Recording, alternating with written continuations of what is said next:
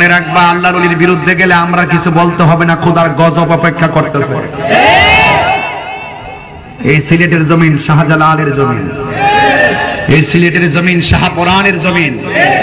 এই শাহপুরান রহমতুল্লাহের মাজার ভাঙ্গার জন্য দুঃসাহস যারা করেছে, শুধুমাত্র আমরা তো যাই নাই, কয়েকটা পাগল দাঁড়াইছে, কয়েকটা পাগল দাঁড়াইছে। যে পাগলগুলো মাজারে পয়সা থাকলে আমরা যখন ওলি আল্লাহর দরবারে কোনো তাবরক টাবরক নিয়ে যাই ফকির টকির জন্য, এইগুলো খায়া তারা বাঁচে আর জীবন কাটায়। এরা বলতেছে হায় হায় হায় হায় হায়, আমরা ওলি আল্লাহর দরবারে পড়ে থাকি, এই ওলি আল্লাহর দরবারে পড়ে থাকি, আর ওলি আল্লাহর দরবারে কিছু তাবরক আসলে আমরা খায়া জীবনটা বাঁচায়। ওরা কেমনে পারলো আমাদের বুকে লাথি মারতে, কেমনে পারলো আমাদের পেটে লাথি মারতে? আরে আল্লাহর ওলির দরবারের ভিতরে বহুত অসহায়দের সহায়ক জায়গা। ভালো লাগে লা ইলাহা হাসবি রব্বি হাসবি রব্বি মা ফি কলবি গায়রুল্লাহ নূর মুহাম্মদ লা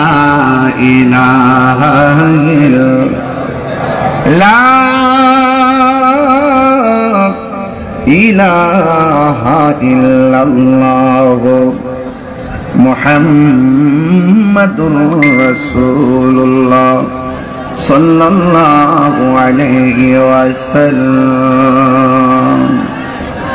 সকলে পড়ি আলহামদুলিল্লাহ। উপস্থিত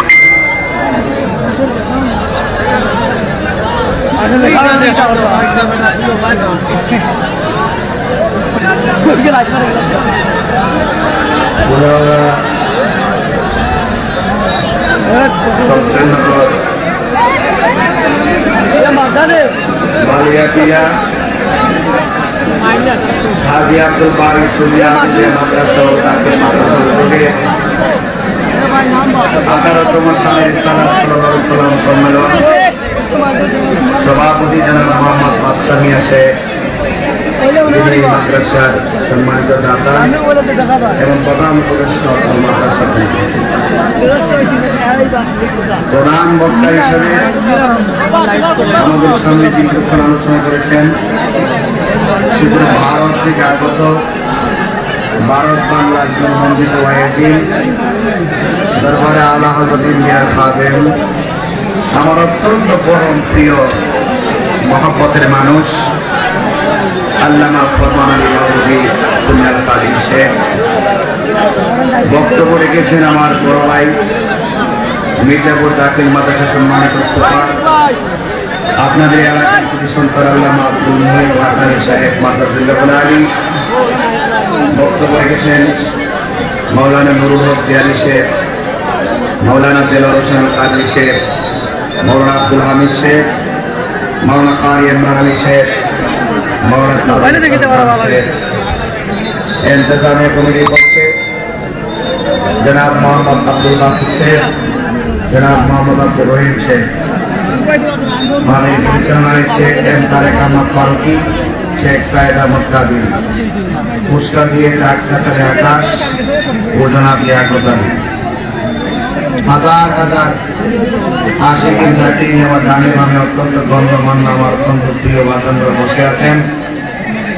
বৈরী আবহাওয়ার মাঝে এত মানুষ আজকে হয়েছেন, প্যান্ডেলে যতটুকু বসছেন তার দ্বিগুণ হয়ে গেছে, যেই জন্য মানুষ অনেক কষ্ট করতেছে, মানুষ অনেক গরমের মধ্যে খুব কষ্ট করতেছেন। সবাই শুকরিয়া আদান করুন আলহামদুলিল্লাহ। লাখ কোটি দরুদ ও সালাম ওই নবীর নূরানি কদম মোবারকে, যিনি হায়াতুন নবী, নূর নবী, গায়েবের খবর দেনে ওয়ালা হুজুর কুল নূর সাল্লাল্লাহু আলাইহি ওয়াসাল্লামের উম্মত হিসাবে আল্লাহ পাক আমাদের সকলকে কবুল করেছেন। এই জন্য শুকরিয়া তার আবার করি আলহামদুলিল্লাহ। ইন্তজামিয়া কমিটির পক্ষ থেকে আমাকে বিষয় দেওয়া হয়েছে মৃত্যুর যন্ত্রণা, কবরে আযাবের ভয়াবহতা, হাসরের উপরে জীবন কিছু কথা বলা আসবে। মাহফিল কমিটিতে বেঁধে দেওয়া বিষয় অনুযায়ী আমি আপনাদের সামনে কিছু কথা বলার চেষ্টা করব। আল্লাহ পাক যেন আমাদের সকলকে আমল করার তৌফিক দান করুন, আমিন। আপনারা জানেন গত কয়েক মাস ধরে বাংলাদেশের বাজারের অবস্থা খুব ভয়াবহ। দ্রব্যমূল্য সাধারণ মানুষের ক্রয় ক্ষমতার বাহিরে চলে গিয়েছে। তো সেই জন্য যারা দিনে এনে দিনে খায়, খেটে খাওয়া মানুষগুলো আজকে অত্যন্ত কষ্টের সাথে দিন রাত কাটাচ্ছে। আপনারা জানেন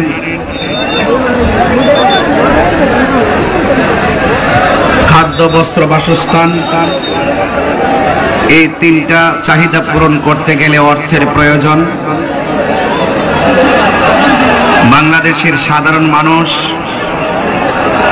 নিত্য প্রয়োজনীয় যে খাদ্য, যে ক্রয় ক্ষমতা আছে, সেই ক্রয় ক্ষমতা হারিয়ে ফেলছে। তো সেই জন্যে আমি ইন্টারিম গভর্নমেন্টকে সিলেটের জমিন থেকে, কোলাউড়ার জমিন থেকে অনুরোধ করব, তিনি যেন বাজার মনিটরিং, বাজারকে নিয়ন্ত্রণ করার জন্য প্রয়োজনীয় ব্যবস্থা গ্রহণ করেন। আপনারা জানেন বাজারে কেনার সংকট যদি মানুষের হয়, চিকিৎসার ক্ষেত্রেও সে সংকট দেখা দেয়। নিত্য প্রয়োজনীয় বাজার যখন ক্রয় ক্ষমতার বাহিরে চলে যায়, তখন শিক্ষা গ্রহণ করার যে প্রয়োজনীয় চাহিদা, সেই শিক্ষার ক্ষেত্রে সেই প্রয়োজনীয় চাহিদার ব্যাঘাত ঘটে। সবকিছু মিলিয়ে বাজারকে নিয়ন্ত্রণ করতে হবে, ঠিক কিনা বলে? বাজারকে নিয়ন্ত্রণ করতে হবে।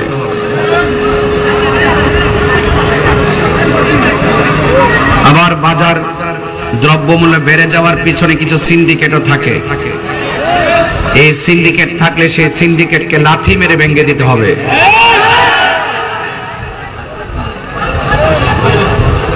বাংলাদেশের মানুষ ম্যাক্সিমাম তারা স্বল্প আয়ে জীবনযাপন করে। বাজারটা যদি নিয়ন্ত্রণ না থাকে, আর সেই বাজার নিয়ন্ত্রণ করার জন্য যদি প্রয়োজনীয় সেল না থাকে, প্রয়োজনীয় পদক্ষেপ যদি না থাকে, আর দায়িত্বশীল যারা আছেন, দায়িত্বশীলদের উপর যদি সাধারণ মানুষ যদি ক্ষেপে যায়, তাহলে এই পরিস্থিতি সামাল দেওয়া বড় ভয়াবহ হবে। কোন মানুষ যেন এই কথা বলতে না পারে, ভাত দে নয়তো মানচিত্র খাবো, এই ডায়লগ দেওয়ার আগে বাজারকে নিয়ন্ত্রণ করতে হবে, ঠিক কিনা বলেন? মানুষের উপরে জুলুম করা যাবে না, অত্যাচার করা যাবে না, মানুষের উপরে জোর করে কোনো কিছু চাপিয়ে দেওয়া যাবে না। ইতিবাচক নেতিবাচক বলার যে বাক স্বাধীনতা আছে, সেই বাক স্বাধীনতা ফিরিয়ে দিতে হবে, ঠিক কিনা বলেন?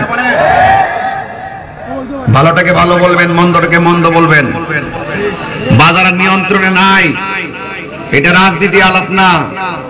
বাজার নিয়ন্ত্রণে নাই, এটা বাস্তব আলাপ। কথা বলেন, ঠিক কিনা?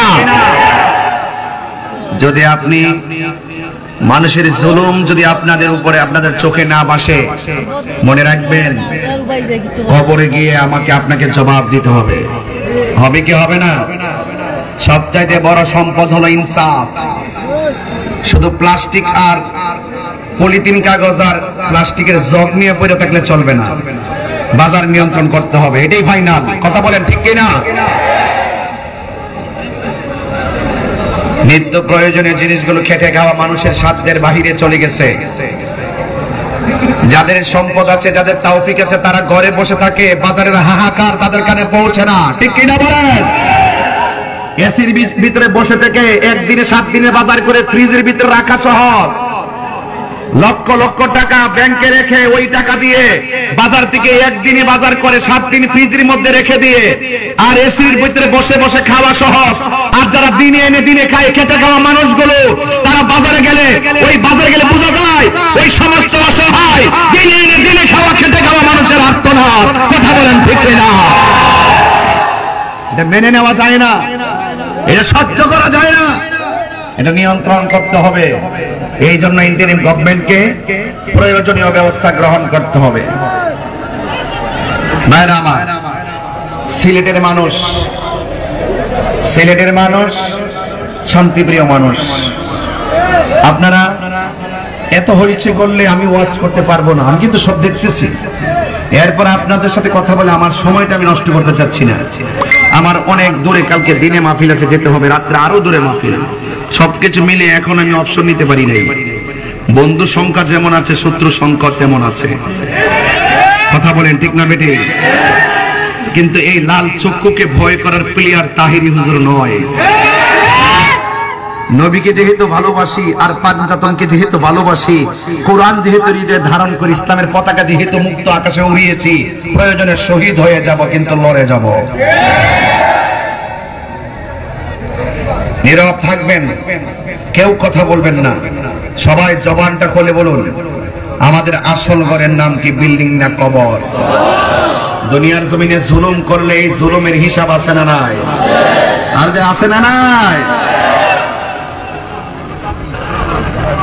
দিন যতই যাচ্ছে মানুষের অস্থিরতা ততই বাড়ছে। দখলদারিত্বের তাণ্ডব লীলা। আমাদের বহুত সুন্নি মসজিদ থেকে ইমামকে ঘাট ধরে বের করে দেওয়া হয়েছে। আল্লাহর ওলিদের মাজারের মধ্যে আগুন লাগিয়ে দেওয়া হয়েছে। মিলাদুন নবীর জুলুসের ভিতরে আক্রমণ করা হয়েছে। আমি গুনাহগারের গাড়ির মধ্যে তারা আক্রমণ করেছে। এটার নাম ইসলাম নয়। আপনার মাজার ভালো না লাগলে আপনি না যাবেন, আপনাকে মানতে হবে। এই দেশে ইসলাম আনছে আল্লাহর ওলিগণ। যদি কোনো মাজারে শরীয়ত বহির্ভূত কাজ হয়, আমরা সবাই মিলে তা প্রতিহত করব। মাথা ব্যথা খুব বেশি, ডানেও ব্যথা বামেও ব্যথা, গাড়ের রগ গুলো টানতেছে। এখন কি গলা কেটে ফেলে দিব নাকি ট্রিটমেন্ট করব? ওষুধ খাবো, ঠিক নয় কি? মাজারের মধ্যে যদি কোনো বেহায়াপনা হয়, কোনো জায়গায় শরীয়ত বহির্ভূত কাজ হয়, প্রয়োজনে সেটা আমরা প্রতিরোধ করব। তাই বলি কি মাজার ভেঙে দিব? সিন্নি খাইলা কার দ্বারা মোল্লা সিন্না না। তবে মনে রাখবা, আল্লাহর ওলির বিরুদ্ধে গেলে আমরা কিছু বলতে হবে না, খোদার গজব অপেক্ষা করতেছে। এই সিলেটের জমিন শাহজালালের জমিন, এই সিলেটের জমিন শাহপুরানের জমিন। এই শাহপুরান রহমতুল্লাহের মাজার ভাঙ্গার জন্য দুঃসাহস যারা করেছে, শুধুমাত্র আমরা তো যাই নাই, কয়েকটা পাগল দাঁড়াইছে, যে পাগলগুলো মাজারে পয়সা থাকলে আমরা যখন ওলি আল্লাহর দরবারে কোনো তাবরক টাবরক নিয়ে যাই ফকির টকির জন্য, এইগুলো খায়া তারা বাঁচে আর জীবন কাটায়। এরা বলতেছে হায় হায় হায় হায় হায়, আমরা ওলি আল্লাহর দরবারে পড়ে থাকি, এই ওলি আল্লাহর দরবারে পড়ে থাকি, আর ওলি আল্লাহর দরবারে কিছু তাবরক আসলে আমরা খায়া জীবনটা বাঁচায়। ওরা কেমনে পারলো আমাদের বুকে লাথি মারতে, কেমনে পারলো আমাদের পেটে লাথি মারতে? আরে আল্লাহর ওলির দরবারের ভিতরে বহুত অসহায়দের সহায়ক জায়গা, বহুত অনাহারীদের খাবার ব্যবস্থা হয়। আর তুমি গেছো মাজার ঘোষণা দিয়ে ভাঙ্গা ফালাইবা। আমরা বেঁচে আছি এখনো। আমি বিগত দিনের তথাকথিত কোন রাজনৈতিক দলের সদস্য পদ ছিলাম না। আমাকে দোসর বলে, আমাকে দালাল বলে। আরে বেটা, তুই আমার কি দালাল বলবি, দালাল বলবি, কি বলস না বলস বেটা? আমি রাজনীতি কে কোন দল করে জানি না। যে নবীরে ভালোবাসবে আমি তারে ভালোবাসবো, এটাই আমাদের বড় রাজনীতি। আমরা দুনিয়ার কোনো দালালি করি না, আমরা মদিনার ওয়ালা দালালি করি না।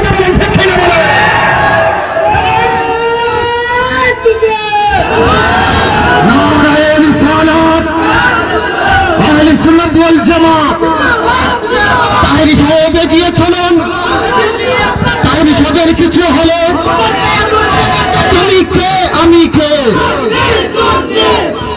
আল্লাহু আকবার জোরে বলেন। লা ইকরাহা ফিদ্দীন, ধর্ম নিয়ে কোনো জোর জবরদস্তি চলবে না।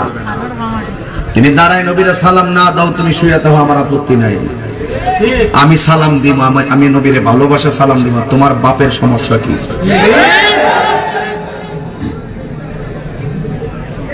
মিলাদুন নবীর জশ্নে জুলুসে আমরা রাজপথে রক্ত দিব, ঘাম ঝরাবো, টাকা খরচ করব, তোমার সমস্যা কি?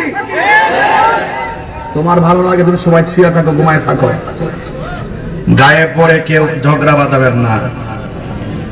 এখন সুন্দর একটা সময় আসছে, জামাত বুঝি না, হেফাজত বুঝি না, কওমি বুঝি না, সুন্নি বুঝি না।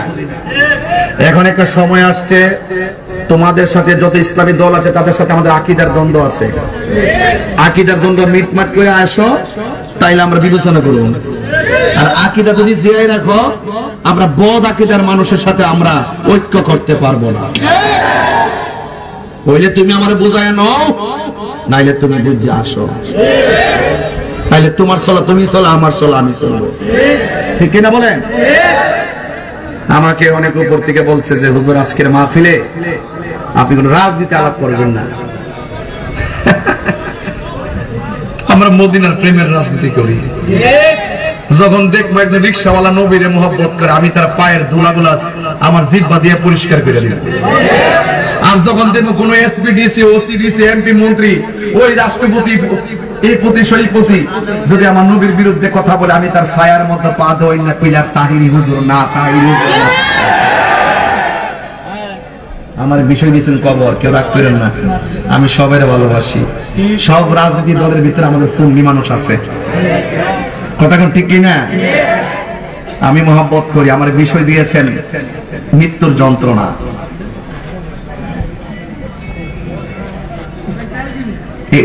আলোচনাটা অত্যন্ত হৃদয় বিদারক। শুধু আলোচনা শুনবেন না, আজকে বাড়িতে নিয়ে যাইবেন। রাজি আছেন কিনা বলেন? আল্লাহ কবুল করুক, আমিন কোন।